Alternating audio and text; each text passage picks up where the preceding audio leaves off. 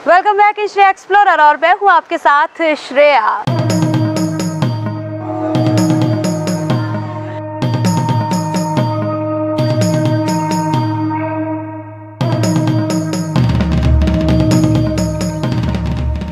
महादेव ने कई ऐसे मुख्य स्थानों को चुना है जहां जाकर वे स्थापित हो गए हैं और अपने भक्तों का वहां कल्याण कर रहे हैं। ऐसा ही एक धाम है जहां मैं पहुंच गई हूं और ये है सिद्ध मनोकामेश्वर नाथ धाम, जहां महादेव का एक अद्भुत लिंग विराजमान है, जिनका दर्शन करने से, इनकी आराधना करने से सभी की मनोकामनाएं पूर्ण हो जा रही हैं। तो वीडियो को बिल्कुल भी स्किप मत कीजिएगा, लास्ट तक देखिएगा। पसंद आए तो लाइक, कमेंट और शेयर ज़रूर करना, और अगर अभी तक आपने चैनल को सब्सक्राइब नहीं किया है तो जल्दी से कर लीजिए। बेल आइकन के बटन को भी टैप कीजिएगा ताकि आगे भी ऐसी जो और वीडियोस आए वो आपसे मिस ना हो जाए।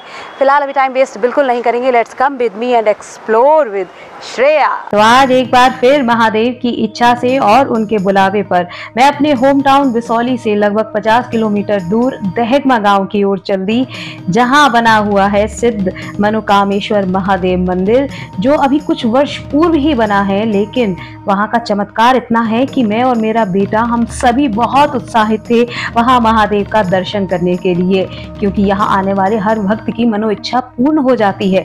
लेकिन उनकी इच्छाएं पूरी कैसे होती हैं, यहाँ क्या विशेष करना पड़ता है, भक्त आखिर ऐसा करते क्या है जो उनकी इच्छाएं पूरी हो जाती हैं, ये सब जानने के लिए मैं भी पहुंच गई थी महादेव के धाम।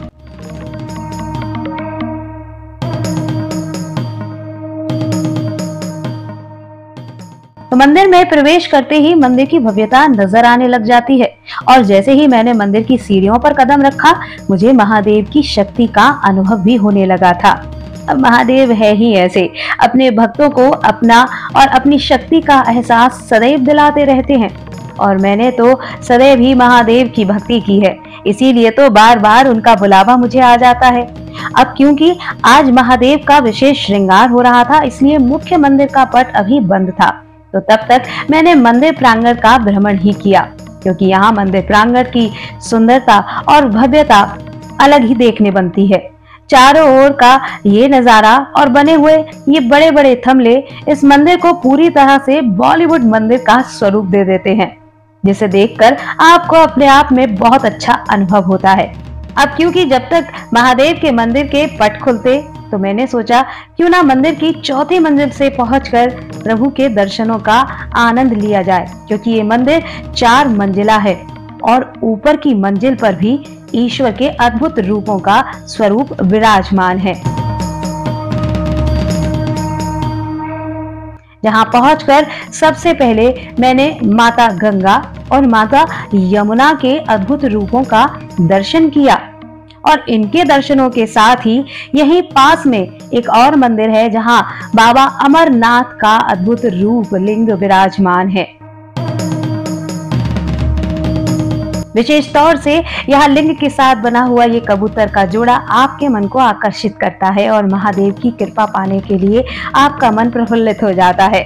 और यहीं पास ही में बने बद्रीनाथ और केदारनाथ के इस स्वरूप का दर्शन भी आप कर पाते हैं। क्योंकि दिन ढलने को है और मैं यहाँ पर मौजूद हूँ। जब मैं यहाँ से चारों ओर का नज़ारा देख रही हूँ, चारों ओर हरियाली ही हरियाली है। देखिए, छोटे छोटे गांव की ना सबसे बड़ी और ख़ास बात यही रहती है कि हमें यहाँ का जो वातावरण है वो इतना अच्छा मिलता है, चारों ओर हरियाली देखने को मिलती है, पोल्यूशन बहुत कम होता है, खूबसूरती नज़र आती है, लोगों के प्रेम की, मन के भाव की हो या फिर आपसी सद्भाव की।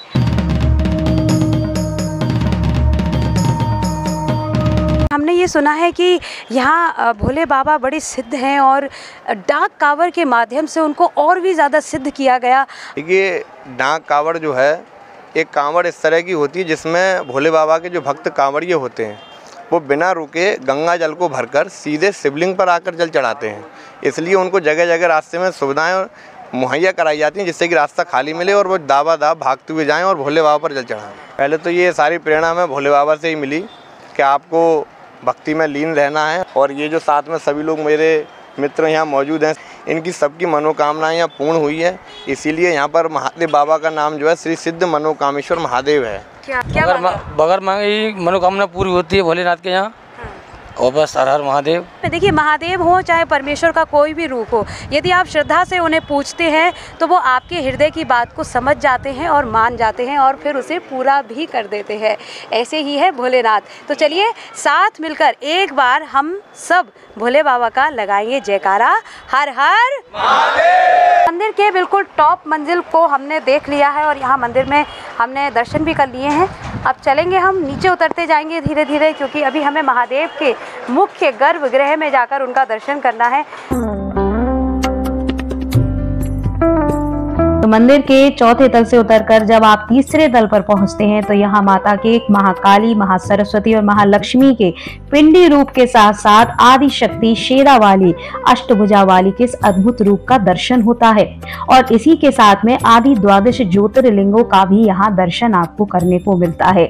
इन द्वादश ज्योतिर्लिंगों की पूजा और आराधना किस तरह की जाती है ये भी पंडित जी ने हमें यहाँ बताया। हाँ, भोलेनाथ का जो है सुबह शाम श्रृंगार होता है। धुलाई सफाई होने के बाद में फिर शाम सुबह 5 बजे आरती होती, शाम को 7 बजे आरती होती है। वहीं मंदिर के इसी मंजिल पर एक और मंदिर में सिया राम के दरबार के साथ साथ राधा कृष्ण के इस अद्भुत रूप का दर्शन भी आपको करने को मिलता है। और इनके दर्शनों के साथ ही जैसे ही हम मंदिर प्रांगण में बाहर की ओर आते हैं, यहाँ चलती हुई धीमी धीमी ठंडी हवा आपके मन को बहुत खुश कर देती है, क्योंकि सुरक्षा की दृष्टि से यहाँ पर जाल का ये परकोटा खींच दिया गया है, लेकिन यहाँ आपके मन को बहुत अच्छा लगता है। और फिर जब आप मंदिर की दूसरी मंजिल पर बाहर की ओर आते हैं तो आपको दर्शन होते हैं हवन स्थली के, जो कि मंदिर के द्वार पर ही बनी हुई है, जहां पंचकुंडीय महारुद्र यज्ञ भी हो चुका है जब मंदिर की स्थापना हुई थी। और कहते हैं बनारस से यहाँ पर बड़े बड़े पंडित आए थे जिन्होंने मूर्तियों की प्राण प्रतिष्ठा की थी। तभी तो यहाँ देखिए महादेवी के इन 9 अद्भुत स्वरूपों के साथ साथ यही इसी मंदिर पर बने अष्टभुजाधारी महादेव के इस अद्भुत रूप का भी दर्शन हमें होता है। जैसे रूप का दर्शन मैंने अभी तक कहीं नहीं किया। क्या आपने महादेव के ऐसे रूप का दर्शन किया है? मुझे कमेंट बॉक्स में जरूर बताइएगा। इनके मुख की मुस्कान, इनकी आंखें ऐसे प्यार से झुकी हुई हैं, मानो हमारे मन की हर बात इन तक सीधा पहुंच रही है। और ये सब कुछ हमें आज ही देने वाले हैं। हर हर महादेव।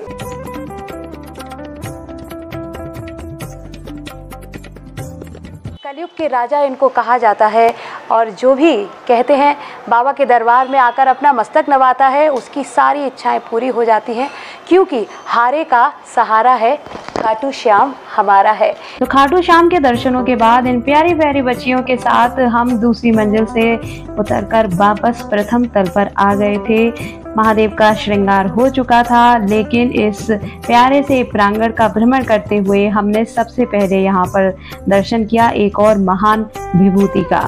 सिर्फ महादेव ही नहीं, अनेकों अन्य ऐसी मुख्य और कहना चाहिए तेजस्वी विभूतियों का भी यहाँ तेज हमें महसूस होता है। उनमें से एक है, यहाँ पर आप देख सकते हैं, ये है हरि बाबा। हरिबोल के नाम से इनका एक जाप है जो उसको सभी लोग जानते हैं। और हरि बाबा का भी एक बहुत ही प्रसिद्ध धाम है, वो भी यही मेरे होम टाउन के पास में ही है। अगर आप वहाँ का भी ब्लॉग देखना चाहते हैं तो मुझे कमेंट करके ज़रूर बताइएगा, क्योंकि वह स्थान भी बहुत सुंदर है। हरि बाबा के दर्शनों के साथ ही यही मंदिर प्रांगण में बने मंदिर के प्रमुख प्रबंधक के स्वर्गीय माता पिताजी के भी मैंने दर्शन किए, क्योंकि उनकी सेवा को उन्होंने सर्वप्रथम रखा हुआ है। ये जो है हमारे पूजनीय पिताजी श्री रघुवीर शरण जी हैं स्वर्गीय। ये हमारी पूजनीय माता जी स्वर्गीय प्रेमवती देवी जी हैं। मैंने अपने माता पिता की मूर्ति इसलिए स्थापित कराई है क्योंकि मैं इनके जो है डेली दर्शन करूं और डेली पूजा करूं। जब मैं इन्हें डेली पूजा करता हूं तो इसका मुझे बहुत लाभ मिल रहा है। और हमें जो है भोले बाबा जो है स्वप्न में दर्शन देते थे कि मुझे यहाँ बैठा लिए, तो मैंने इसीलिए उनकी जो है शिवलिंग और पूरा परिवार यहाँ बैठाया है। मैंने इतना बड़ा मंदिर स्थापित करना किसी एक के वश की बात नहीं है, तो कितनों का आपको सहयोग मिला और कितनी चुनौतियाँ रही?